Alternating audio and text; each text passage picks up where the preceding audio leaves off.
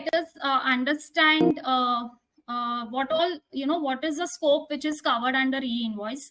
So basically the transactions that are covered, so all your B2B transactions, all transactions related to export is being covered under this. Then any supplies which you're making to an SEZ, that is covered. Your reverse charge transactions also are being covered. So even if like, even in this case, though the buyer might be paying off the taxes, to generate the e-invoice, the onus is on the supplier.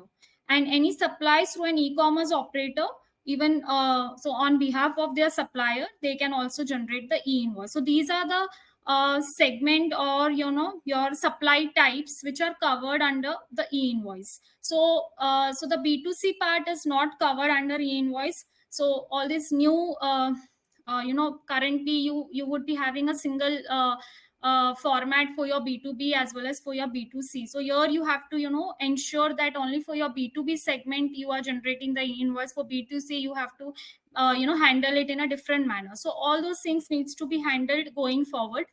The documents which are covered under this is related is your tax invoice, the credit notes and the debit notes. So the bill of supply and delivery challan, those cases are not covered under the e-invoice. These are the three documents which is being covered under e-invoice.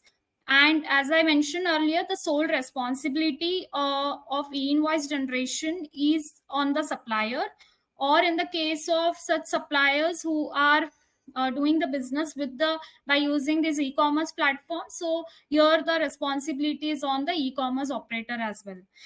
Now the exclusions. So I've discussed about the inclusions. Now the exclusions are like the companies like NBFCs, they are not covered.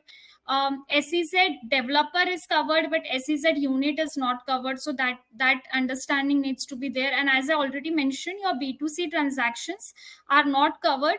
However, there is a need again here. There is a threshold that if the company's turnover is more than 500 CR, then on their invoice they need to have this dynamic QR code.